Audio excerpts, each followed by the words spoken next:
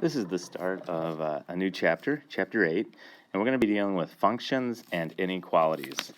And with this lesson, the first lesson, we're going to start with function tables and how they work. I have some examples here. Let's look at number 1. It says, the output is 7 more than the input. Complete a function table for this relation. Okay, so we have input and output. Input is what you start with, so that's the x. I'm going to start with my input, and that's any number you want. The function rule is what happens to it. Okay, so if the output is 7 more, you're going to start with x, which is what you start with. You're going to add 7 to it, and then you're going to have your output, which we might call as y. So you start with x, you do the function, the rule, and then you get your output y. So on this one, they did a table here and they completed it. So if you start with 10, you have 10 as your input. Oops, that was bad. You have 10 as your input, and then your function is x plus 7. So if x is 10, so then it's 10 plus 7, and your output is 17. Then they have 12. 12 is the input. I do the function. I get out 19. Okay, I start with 14, put it in the function rule, 14 plus 7. My output is 21. It's like a little machine. You have a input, it goes through the system, and what is your output? What do you get? Okay. Now it could be multiplication also. Here's another one down here where the function rule is 5 times your input. Input is x, output is y. So I have my input, 8, then I put it 8 times 5. My output is going to be 40. So I put 8 into the machine, it does the 5x, 5 times, and I get out 40. 10. I start with 10, I do the function, 5 times 10, I get 40. Okay. 12 times 5, I put that in, my output is 60. So when I know what the input is, when I know what the start is, I know what the function rule, I can always figure out what the output is. Okay? Let's do a couple just to see if we know what we're doing here. Let's look at A here. I have my input, I have my function rule, and I need to find the output. Okay, so that's the question mark. So 4 is x, and then I put 4 minus 4, and my output is 0. Start with 7, minus 4, output is 3. 10 minus 4, I'm going to get 6. So when my input is 4, it goes through this function, and my output is 0. When it's 7, it goes through the function rule, output is 3. When it's 10, goes through the function rule, my output is 6. This one, 3x. So input is 0. I start with 0. 3 times 0. Then 3 times 0 is 0. So the input is 0. I do it through the function. The output is 0. Now 2. I start with 2. So it's 3 times my input, and my output is going to be 6. 3 times my input, and my output is 15. Okay? So I know the input, I know the rule, and when I know the rule, I can get my output. Okay.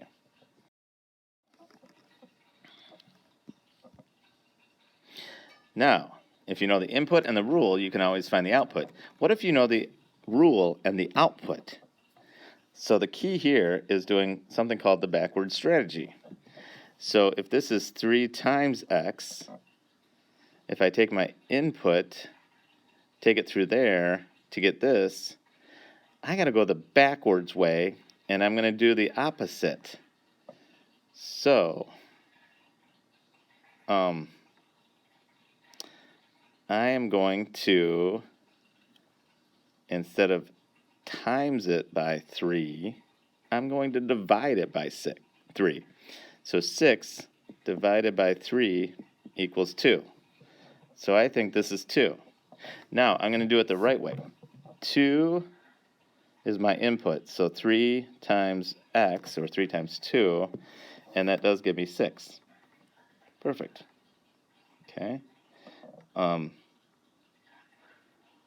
way I can kind of know this is, I know this is going to get me this. So 3x is going to get me an output of 15. So now, I just need to figure out what the x is. And to get this x all alone, this is what we just did in our last chapter. It's times 3.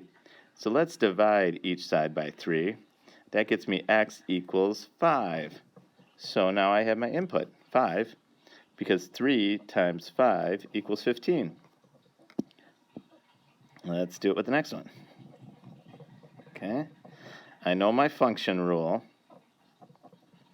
My function rule is 3x, and it's going to equal the output of 21.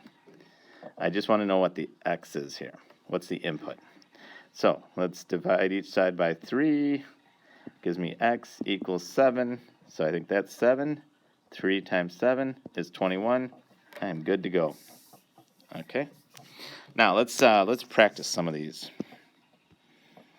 I know the output. We'll come over here for this one. So here, I know the output, I know the function. This is what I need to do. So I'm going to say like this. I'm going to say 2x minus 1 equals my output of 1. What is x? Because that's my input. So I'm going to start removing stuff. I'm going to get rid of this. I want to get rid of this minus 1. So I'm going to add 1, but I have to do it to both sides. So if I do it to both sides, I get 2x. Those cancel. 1 plus 1 is 2. Now I need to find out what x is, so I'm going to divide this by 2, divide that by 2. That gives me x equals 1. So I think it's 1. Let me put this in here. 2 times 1 is 2, minus 1 is 1, which is my output. Okay? You got to remember how to do all these, how to solve for x. If you have y, if you have the output, then you can be able to solve for x. So this next one, I know the function rule, 2x minus 1, and the output is 3. So here, I'm going to get rid of this by adding 1, adding 1. That gets me 2x equals 4. I want to get rid of this 2 because I want the x all by itself. So I'm going to divide it by 2, divided by 2. That gets me x equals 2. Put that here. Now let's see. 2 times x, which is 2, minus 1. 2 times 2 is 4, minus 1 is 3, which is my output. Cool. Okay, let's do that one last one. Hopefully you're getting this okay. That should be give me enough space. I'll just go like this. We'll do it in blue. So I know that 2x minus 1 equals my output of 5. Now I just have to figure out my input. So I'm going to get rid of this 1. So I'm going to add 1 to each side. I want to be fair. So 2x, those cancel each other, equals 6. Now I got to get rid of this 2. Divided by 2 each side leaves me x equals 3. I put 3 in here. 2 times 3 minus 1. 2 times 3 is 6, minus 1 is 5, and we are good to go.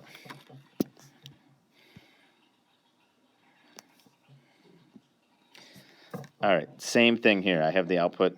I'm going to do these kind of quick, so hopefully you'll understand. 3x plus 2 equals 17, because that's my output. I just need to find out what my input is. So I want to get rid of this 2. Oh, I almost did a big mistake. It's a positive 2, so I want to subtract 2 from each side. Leaves me with 3x equals 15. Now I want to get rid of this 3, so it's times 3. Instead, I'm going to divide by 3, divide by 3. It's going to give me x equals 5. So let's do this. 3 times 5 is 15, plus 2 more is 17. Perfect. All right, let's do another one. Let's just do this last one, 29, and we'll do it right here. 3x plus 2 equals 29. I want to get what this x is. I got to figure that out. So I got to get the x all by itself. So I'm going to take rid of 2 on this side, get rid of 2 on that side. Leaves me 3x equals 27. Divided by 3, divided by 3. It's going to leave me with x equals 9. X equals 9. I put 9 in here. 3 times 9 plus 2. 3 times 9 is 27, plus 2 is 29. All good. Okay. Here's an example that they did for you. I'm just going to read through this really quick because we're going to do another one in just a second. The Gomez family is traveling at a rate of 70 miles per hour. The function rule is 70 times x. X is the number of hours. So we have hours here, and we have miles here. Okay. Now it's wondering if they go 140 miles, what is the hours? So you know the output. Same thing here. It says it gives you all these outputs, and then you're able to do the reverse to get me what the input is. And so 2 times 70 is 140. 4 times 70 is 285. So it's 2 hours, 4 hours, and 5 hours. Then, if we know this side is y, this side is x, then we can graph it too. So we have hours over here, miles over here. Here's my x, here's my y. So x is 2. I go over to 2 right here. And the y is 140. So I go up here and then 140 right there. Then the next one is 4 hours and 280. And the next one is 5 hours and 350. And you can kind of start to see what the track is. Okay? If it's 0 hours, 0 times 70 is 0, so that point's going to be right there. Okay? Let's practice some of these.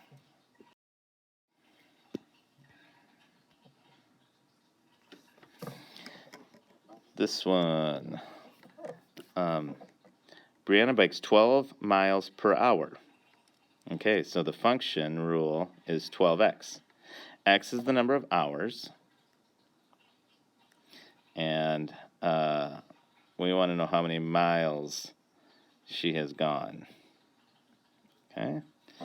So make a table to find out how many hours she has biked when she has gone 12, 36, and 48 miles. So we have the output. We have 12, 36, and 48. Okay?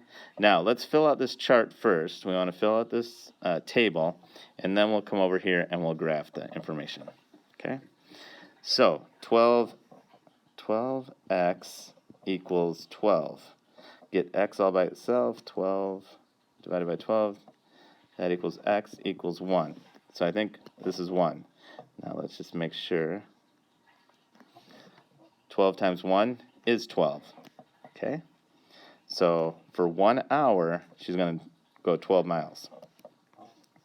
Let's do the next one. 12x equals 36. Divide each side by 12. It's going to give me x equals 3. So 3, check it, 12 times 3 is 36. So for 3 hours, she's going to go 36 miles. Now, let's do one more. We know the output and the function rule. So the function rule is 12x. It's going to give me an output of 48. So let's do 12, x equals 4. So 12 times 4 is 48. Okay, so I have 1 hour is 12 miles, 3 hours is 36 miles, 4 hours is 48 miles. This is my x, this is my y. So let's do it. So hours. Let's see, 1 hour is going to be 12 miles. So I would say that's probably like right about there. 3 hours is 36. So I go 3 hours all the way up to like right about there. The 1 hour goes to 12. And then 4 hours to 48. Yeah, about right there. Okay. So then you can start to see the line. Okay. Now for the guided practice, I would like for you, on a separate sheet of paper, to fill this chart out. Fill this chart out. And then